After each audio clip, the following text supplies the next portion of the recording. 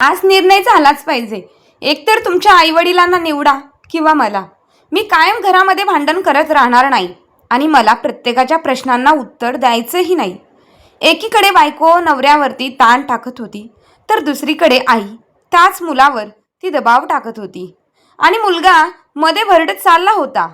परंतु त्याने असा काही निर्णय घेतला की त्यामुळे घरातील पूर्णपणे वातावरण बदलून गेलं.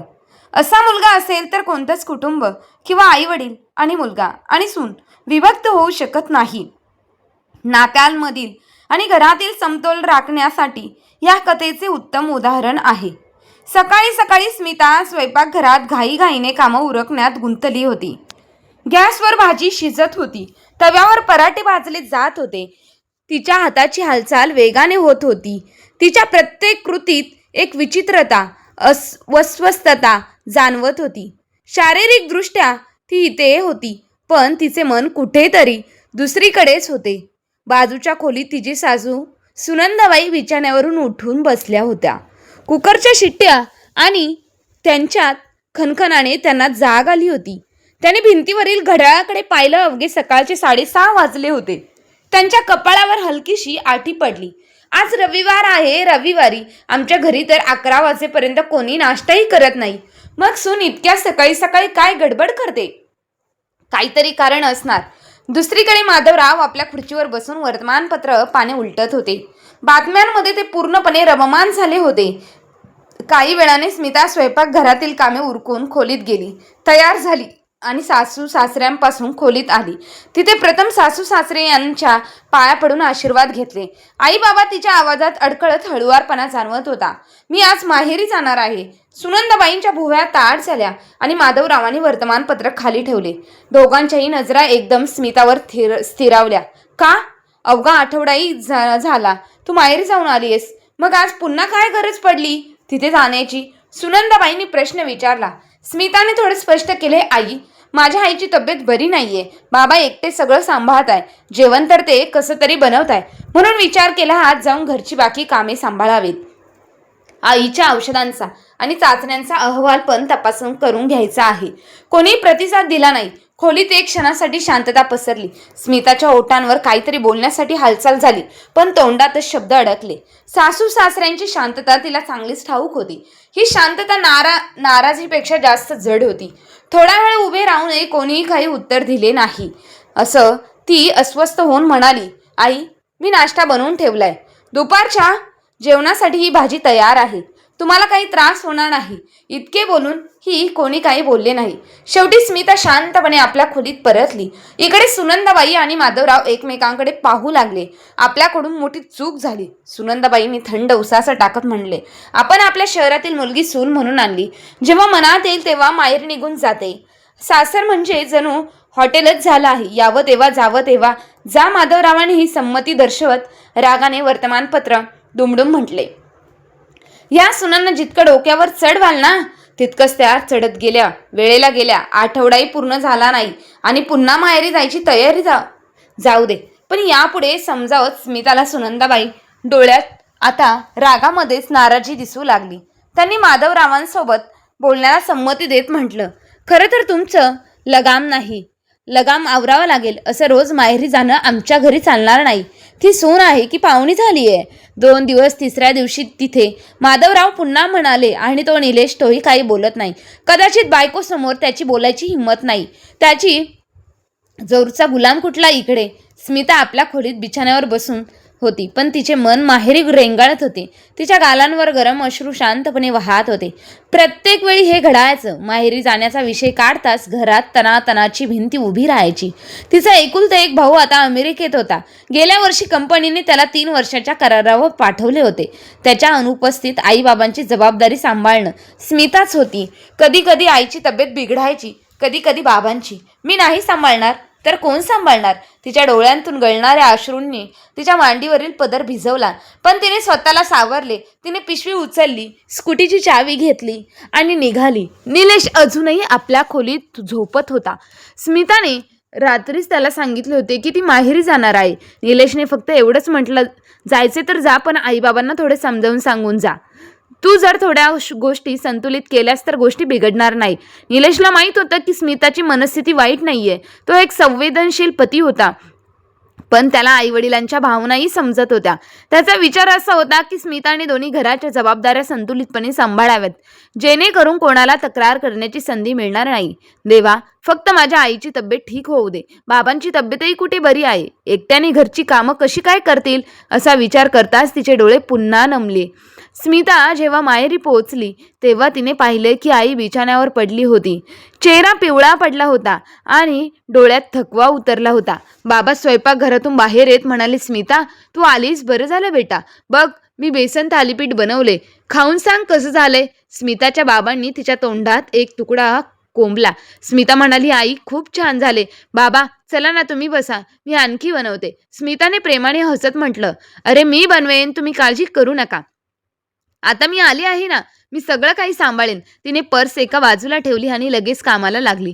नाश्ता उरकल्यानंतर तिने घराची अस्वस्थता पाहिली आणि त्यांची भांडी एका कोपऱ्यात पडली होती. काही कपडे बाल्कनीत लटकले होते, काही वॉशिंग मशीनमध्ये. फरशीवरही घाण होती. गेल्या महिन्यापासून कामवाली बाई येत नव्हती आणि आईची तब्येतही ठीक नव्हती. बाबांना जे जमेल तिथे करत होते. स्मिताने आधी घराची साफसफाई केली, भांडी घासली, कपडे धुतले, झाडू पोछा मारून घर चमकवले. आईच्या औषधांची आठवण झाली. ती परतची घेऊन निघणार तेवढ्यात दाराची बेल वाजली. दारात निलेश, तिचा नवरा, उभा होता. तू थकशील म्हणून विचार केला मी तुझी मदत करावी. निलेश म्हणाला, मी आता औषधं आणि चाचण्यांचा अहवाल आणायला जाणार होतो. स्मिता म्हणाली, तू राहू दे अहवाल, औषधं मी आणतो. निलेश म्हणाला, आता आला. स्मिता आणि तिच्या आईवडिलांना निलेशची काळजी घेणारा स्वभाव खूप आवडायचा. निलेशनं आईबाबांचा अहवाल विचारला. मेडिकल स्टोअरमधून औषधं आणि अहवाल वेळेवर आणले. काही तासात दोघांनी मिळून घर पुन्हा सजवले. स्मिताला वाटले की माहेर पुन्हा जुनं श्वास घेऊ लागले होते. संध्याकाळी स्मिताने निरोप घेतला. आईने तिचा हात धरला आणि म्हणाली, काळजी करू नकोस. तुम्हा दोघांचे हसरे चेहरे पाहून मला खूप खूप बरे वाटू लागले. स्कूटर सुरू झाले आणि सासरी निघाले. निलेशने गाडीने तिचा पाठलाग केला. घरी पोहोचताच निलेशने झटकन म्हटलं, आज तू स्वयंपाकघरात जाऊ नकोस, मी बाहेरून जेवण मागवतो. कधी कधी बाहेरचं जेवणही चालतं.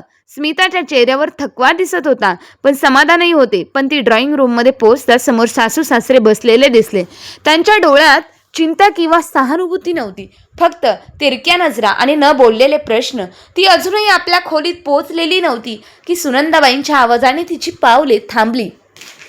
आता मिळाली का तुला घरी यायला उसण? सगळी कामं पडली आहेत, आता लवकर जेवणाची तयारी कर. शब्द बाणासारखे भोसकले. स्मिताला वाटले की सासू सासरे तिच्या आईचे हालचाल विचारतील, पण इथे तर त्यांना फक्त स्वतःच्या चिंतेची पडली होती. ती डोळे खाली करून काहीतरी बोलणार तेवढ्यात निलेशचा आवाज घुमला, आई, मी जेवण ऑर्डर केले, आता येतच असेल. घरी शांतता पसरली. बाहेरचं जेवण? सुनंदाबाई जवळजवळ चमकून म्हणाल्या, तुला काय हवंय बेटा? जशी सुनेची आई बिछाण्यावर पडली आहे तशी आम्ही पडावं का? बाहेरचं जेवण खाऊन आजारी पडायचं का? निलेश शांतपणे म्हणाला, अरे नाही आई, कधी कधी चालतं. स्मिता सकाळपासून माहेरी काम करतीये, ती थकली आहे. एक दिवस बाहेरचं जेवण खाल्लं तर काय बिघडणार नाही. स्मिता शांतपणे उभी होती. सुनंदाबाईंनी तिखट स्वरात म्हटलं, ठीक आहे, आज बाहेरच खाऊ, पण हे रोजचं काम नको हा. माधवराव जे आतापर्यंत शांत होते म्हणाले, निलेश, तू आपल्या बायकोची बाजू घेतोयस, पण हे रोज माहेरी पळण्याचं सवय बरं नाही. सून आहे, सासरची जबाबदारी सांभाळायला हवी. 2-4 महिन्याने सणासुदीला गेली तर बरं वाटतं, पण हे रोज रोज बाबा चांगल्या वाटायची गोष्ट नाहीये. तिच्या आईची तब्येत खरंच ठीक नव्हती, त्यांना स्मिताची गरज होती. निलेश म्हणाला, आता वय झाले ना, काही ना काही लागलच असेल ना. अशा वेळी तिच्या भावाने त्यांच्याजवळ असायला हवं होतं. तो परदेशात जाऊन बसलाय आणि इथे त्रास आम्हाला सोसावा लागतोय. सुनंदाबाई तिखटपणे म्हणाल्या. स्मिताचे मन जड झाले. आई, तो फक्त आणि फक्त 3 वर्षांसाठी गेलाय.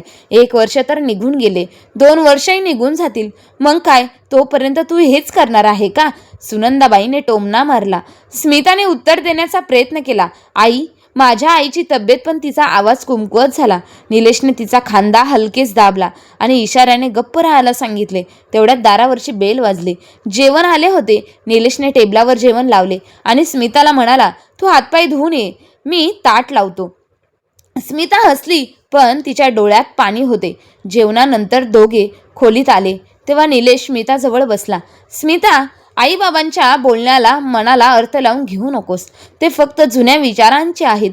निलेश, मी प्रयत्न करते, पण माझी आई आजारी आहे, बाबा एकटे आहेत, मी त्यांना कसं सोडू? आणि इथे तर माझ्या श्वासावरही प्रश्न उपस्थित होतात. निलेशने तिचा हात धरला. मी आहे ना, हळूहळू सगळं काही ठीक होईल.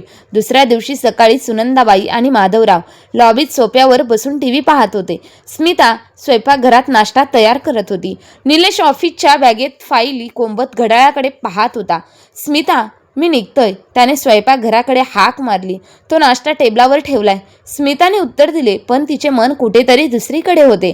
तिच्या आईची तब्येत अजूनही पूर्ण बरी नव्हती आणि कामवाली बाई नसल्याने घरची कामे बाबांच्या खांद्यावर होती. तिने काहीतरी विचार केला आणि माहेरी शेजारी राहणाऱ्या सुलोचना काकूंची आठवण आली. तिने फटाफट फोन उचलला आणि नंबर लावला. हो स्मिता बेटा, सगळं ठीक, सुलोचना काकूंच्या प्रेमळ आवाजाने. स्मिताला थोडे बरे वाटले. हो काकू, फक्त आईच्या तब्येतीची काळजी आहे आणि कामवाली बाई येत नाही ना, त्यामुळे तुम्ही कोणी विश्वासू बाई मिळून देऊ शकाल का? स्मिता म्हणाली, अरे बेटा, हे तर छोटीशी गोष्ट आहे. सुलोचना काकू हसत म्हणाली, मी बघते, तू काळजी करू नकोस. स्मिताने फोन ठेवला आणि नाश्ता टेबलावर लावला. सुनंदाबाई आणि माधवराव शांतपणे जेवायला बसले. त्यांच्या शांततेत कालच्या नाराजीचा हलकासा वास होता, पण स्मिताने त्यांच्याकडे लक्ष दिले. ती आपल्या विचारात गडली होती. दुपारचं जेवण उरकून झाल्यानंतर स्मिताला बाजारात जायचे होते. घरच्या भाज्या संपल्या होत्या आणि इतर काही सामानही घरचे घ्यायचे होते. तिने विचार केला की सगळी कामे एकदम उरकून टाकावीत. बाजारात दुकानदारांशी भाव कमी करत तिने घाईघाईने सामान घेतले. ती भाजीच्या दुकानाकडे निघाली. तेवढ्या सुलोचना काकूंचा फोन आला.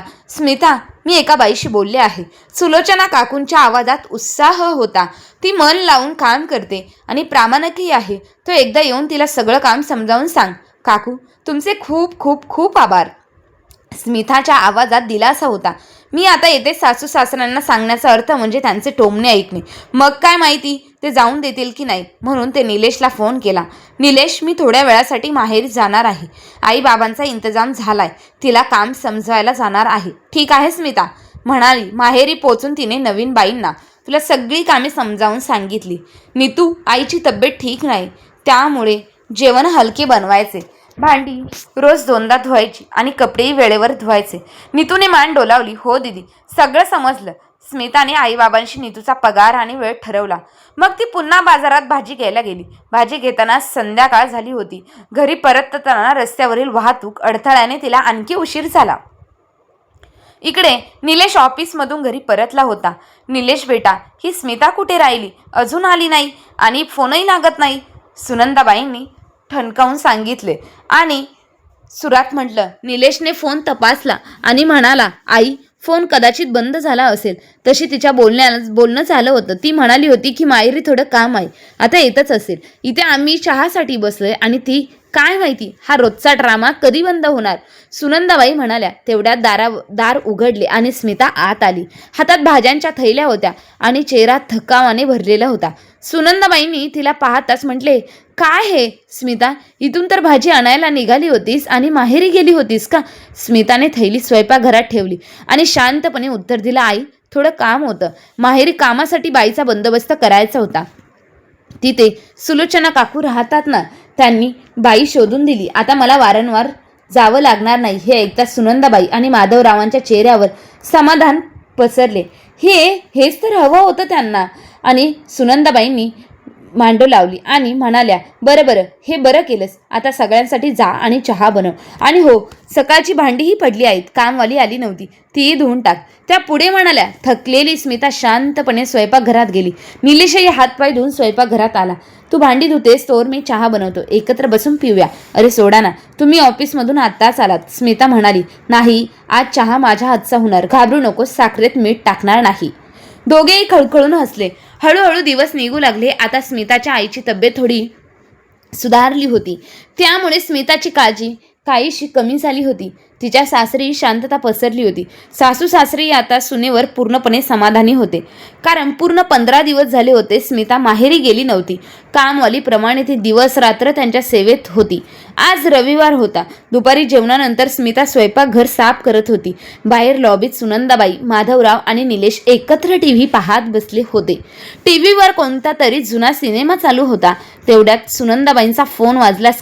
स्क्रीनवर त्यांच्या मुलीचे नाव होते. सायली. हो सायली बेटा, सगळं ठीक? सुनंदाबाईंच्या आवाजात उत्साह होता. फोनवर थोडा बोलणं झालं आणि फोन ठेवताच त्यांचा चेहरा आनंदाने उजळला. अरे स्मिता, त्यांनी स्वयंपाकघराकडे हाक मारली. सायली संध्याकाळी तिच्या मुलांसह येत आहे. पूर्ण आठवडाभर इथे राहणार आहे. त्यांच्यासाठी खास जेवण बनव. स्मिताने स्वयंपाकघरातून उत्तर दिले. हो आई, मी आता तयारी करते. आणि हो, सुनंदाबाई उत्साहात म्हणाल्या, सायली मिक्स व्हेज खूप आवडते तिला. बनव आणि मुलांना पनीरची भाजी आणि काही गोडई खीरच बनव. ठीक आहे आई. आई, स्मिता म्हणाली आणि सामान जमा करायला लागली. ती भाज्या कापायला बसली. तेवढ्यात तिचा फोन वाजला. सुनंदाबाईने तिचा मोबाईल उचलून पाहिला. स्मिताच्या आईचा फोन होता. त्यांनी कोणत्याही भाव चेहऱ्यावर न आणता फोन कट केला. पण काही सेकंदात पुन्हा फोन वाजला. स्मिता घाईघाईने स्वयंपाकघरातून बाहेर आली. मी पाहते आई, आई म्हणत तिने सुनंदाबाईंच्या हातातून मोबाईल घेतला. स्क्रीनवर आईचा नंबर पाहून तिचे हृदय धडधडू लागले. तिने फोन उचलला. हो आई, सगळं ठीक? स्मिता म्हणाली. स्मिता बेटा, आईचा आवाज घबराटीने थरथरत होता. तुझ्या बाबांचा खोकला थांबायला नाव घेत नाही. मी डॉक्टरांना फोन केलाय. स्मिता घामाने भिजली. तिचा चेहरा पांढरा पडला. निलेशने तिची अस्वस्थता पाहिली आणि लगेच तिच्या जवळ आला. काय झालं स्मिता? आईचा फोन होता. स्मिता घाबरट आवाज भरलेला होता. बाबांचा खोकला खूप वाढलाय. त्यांची अवस्था बिघडली आहे. त्यांना दम्याचा त्रास होत आहे. कदाचित अस्थमाचा अटॅक आलाय. आईने डॉक्टरांना बोलवले, पण मला आता जावं लागेल. हे ऐकताच सुनंदाबाई आणि माधवराव एकमेकांकडे आश्चर्याने पाहू लागले. स्मिताने निलेशकडे पाहिलं आणि म्हणाली, रात्रीचं जेवण आपण बाहेरून मागूया, पण आता मला जाणं खूप गरजेचं आहे. सुनंदाबाईंनी भुवया उंचवल्या. तिखटपणे म्हटली, आत्तापर्यंत तुझी आई आजारी होती, आता बाबाही आजारी. मला तर समजत नाही हा तमाशा कधी थांबणार. निलेशने मधीच टोकत म्हटले, आई कृपा करून आता या गोष्टींमध्ये तू बोलू नकोस. स्मिताच्या बाबांची तब्येत गंभीर आहे. माधवरावांनी रागाने टीव्हीचा रिमोट सोप्यावर आपटत म्हणाले, आता का नाही? जी गोष्ट आहे आता बोलू. खूप झालं हे सगळं. सुनंदाबाई स्मिताकडे पाहत म्हटलं, स्मिता तुझ्या आईने डॉक्टरांना बोलवलंय ना, ते उपचार करतील. मग तुला तिथे जाण्याची काय गरज? माहेरापेक्षा आता सासरकडे लक्ष दे. लहान सहान गोष्टींवर तिथे जाणं तुझं चुकीचं आहे. तुझ्या आई बाबांनी तुझं लग्न करून दिलं, तुला इथं पाठवले. आता तुझं घर तिथे नाही, हे घर तुझं आहे. माहेर विसरून सासरच्या जबाबदाऱ्या सांभाळल्या पाहिजे. स्मिताचा चेहरा रागाने लाल झाला. तिने खोल श्वास घेतला आणि ठामपणे म्हणाली, आई मी ह्या घरात आल्यापासून सासरच्या सगळ्या जबाबदाऱ्यांमध्ये कधीच कसूर सोडला नाही, काही कसूर केली नाही. पण मग माझी आई बाबा ही माझं लग्न झालं असलं तरी त्यांच्याशी माझं रक्ताचं नातं तुटलेलं नाही. माझ्या रक्तामध्ये त्यांचं रक्त आहे. मी आजही त्यांची मुलगी आहे आणि ते माझे आईबाबा आहेत. सुनंदाबाईंनी तात्काळ उत्तर दिले, आम्ही कधी म्हटलं की तुझे आईबाबा नाहीत? आम्ही फक्त एवढंच म्हणतो की लग्नानंतर मुलीने सासरकडे लक्ष द्यायला हवं, माहेरकडे नाही. तुझ्या आईबाबांची जबाबदारी तुझा भाऊ सांभाळेल, हे तुझं काम नाही. हे ऐकून निलेशचा संयम सुटला. तो रागाने म्हणाला, बस करा आई. एक तर स्मिताचे बाबा आजारी आहेत आणि तुम्ही काय समजावून घ्यायला तयार नाहीत. माधवरावाने तिखट नजरेने निलेशकडे पाहिलं. समजून घ्यायला तू तयार नाहीस बेटा? जो बायकोचा गुलाम होऊन तिच्या ह्यामध्ये हा मिसळतोय. लाज वाटत नाही? आमच्या बोलण्याला काही किंमत राहिली नाही का? पण आता खूप झालं. आज तर निर्णय होणारच. एकतर तू तुझ्या आईवडिलांना निवडावं लागेल किंवा तुझ्या बायकोला. निलेशचा चेहरा रागाने तापला. त्याने जोरात म्हटलं, ठीक आहे, तुम्हाला निर्णय हवाच आहे ना, तर ऐका माझा निर्णय. आज आम्ही आजच हे घर सोडून जातोय. काय म्हणालास तू? सुनंदाबाईंचा आवाज थरथरला. त्यांच्या डोळ्यात राग आणि थकवा यांचा मेळ होता. आम्हाला सोडण्याची भाषा करतोयस? तुझ्या आईवडिलांना, ज्यांनी तुला ह्या जगात आणलं, तुला वाढवलं, शिकवलं, लिहायला शिकवलं. आज तू जे काय आहेस ते आमच्यामुळे. तुझ्या इच्छा पूर्ण करण्यासाठी आम्ही कितीतरी तडजोडी केल्या, पण तुला कधी काही कमी पडू दिलं नाही. आणि आज तू काल आलेल्या मुलीसाठी आम्हाला सोडण्याची भाषा करतोयस. निलेशने खोल श्वास घेतला आणि शांत ठामपणे म्हणाला, आई बाबा तुम्ही ज्या गोष्टी बोलता त्या स्मितावर लागू होत नाही. का? तिच्या आईवडिलांनाही तिला जन्म दिला, तिला नावाने वाढवलं, शिकवलं. त्यांनी आपल्या मुलासाठी आयुष्यात कितीतरी तडजोडी केल्या असतील ना. तिच्या लग्नासाठी किती कष्टाने पैशांचा इंतजाम केला असेल, जेणेकरून ती सुखी राहावी. मग तिचं कर्तव्य नाही का की ती आपल्या आईवडिलांच्या दुःखात आणि त्रासात त्यांच्यासोबत उभी राहील? आईवडील तर आईवडीलच असतात, मग ते माझे असोत किंवा स्मिताचे. आईवडिलांप्रती कर्तव्य निभावताना भेदभाव कसला आला? आणि जर ती तिच्या आईवडिलांची सेवा करू शकत नसेल तर मला काय हक्क आहे तुमची सेवा करण्याचा? मीही तुम्हाला सोडून जातो. खोलीत क्षणभर शांतता पसरली. सुनंदाबाई आणि माधवराव एकमेकांकडे पाहू लागले, पण त्यांच्याकडे उत्तर नव्हते. स्मिताच्या डोळ्यात पाणी आलं. तिच्या शब्दांना निलेशने आवाज दिला, पण माधवराव आणि सुनंदाबाई पूर्णपणे शांततेत. ते निलेशकडे गाडीची किल्ली उचलली. चल स्मिता, आधी तुझ्या बाबांना सांभाळणं गरजेचं आहे, बाकी गोष्टी नंतर पाहू. स्मिताने नजर खाली घालून काही न बोलता निलेशच्या मागे जायला सुरुवात केली. स्मिताच्या माहेरी पोहोचताच आईने दार उघडले. डॉक्टर आत आले होते. बेटा, त्यांनी इंजेक्शन दिले, म्हणाले जर वेळेवर उपचार झाले नसते तर धोका वाढला असता. स्मिता बाबांकडे गेली. त्यांचे कपाळ हलकेच चोळले आणि हळूच म्हणाली, बाबा, आता सगळं ठीक होईल, मी आहे ना इथे. बाबांची तिची बोटे धरली आणि हसत मुखाने मान डोलावली. निलेश एका कोपऱ्यात उभा राहून हे सगळं पाहत होता. मुलगी आणि वडिलांमध्ये एक अदृश्य पण अतिशय मजबूत दोरी होती, त्याला ती जाणवली. डॉक्टरांनी औषधं लिहून दिली आणि काही चाचण्या करायला सांगितल्या.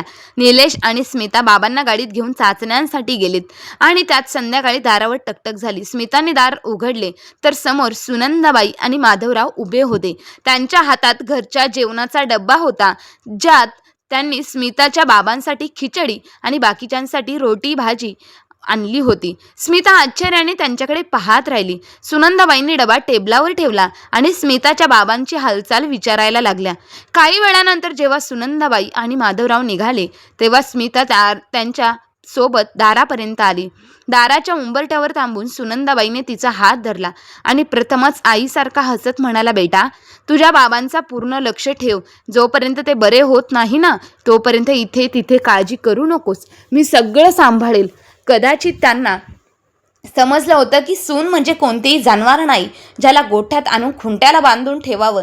तीही माणूस आहे, तिलाही इतरांप्रमाणे स्वातंत्र्य हवं आहे, प्रिय आहे. आणि स्मिता थक्क झाली. तिला काही बोलायचं होते पण शब्द सापडेना. तिने डोळे भरून तिने नम्रपणे सासू सासऱ्यांचे पाय धरले आणि आत आली. सगळ्यांनी मिळून डब्यातील जेवण काढून एकत्र जेवण केलं. निलेश त्या रात्री परतला होता, पण 2 दिवसानंतर जेव्हा स्मिता माहेरहून सासरी परत आली तेव्हा घरचा माहोल काहीसा बदललेला वाटत होता. आता घरातील वातावरण आधी इतके जड नव्हते. ज्या सासू सासऱ्यांच्या प्रति बोलण्याचा कटुता असायची त्यांच्या बोलण्यात आता ममता आणि प्रेमाचा गोडवा मिसळला होता. घर तेच होते, लोकही तेच होते, फक्त विचारांचा दृष्टिकोन बदलला होता. आता प्रत्येक गोष्टी सुज्ञतेची आज्ञा दिली जात होती, तर तिचे मतही विचारले जाऊ लागले. आता सून बनून सासरच्या सगळ्या जबाबदाऱ्या निभावत होती, पण कठीण परिस्थितीत ती तात्काळ आपल्या आईवडिलांकडे जाऊन त्यांचा आधार बनायची, कारण सून असण्याबरोबरच ती एक मुलगीही होती. तर मित्रांनो, तुम्हाला ही कथा कशी वाटली कमेंट करून नक्की सांगा. आणि तसेच तुम्ही ही कथा कोणत्या शहरातून ऐकत आहे हेही सांगा. जर कथा आवडली असेल तर व्हिडिओला लाईक करा, सबस्क्राईब करा आणि अशाच नवनवीन कथा ऐकायला सबस्क्राईब करा. धन्यवाद.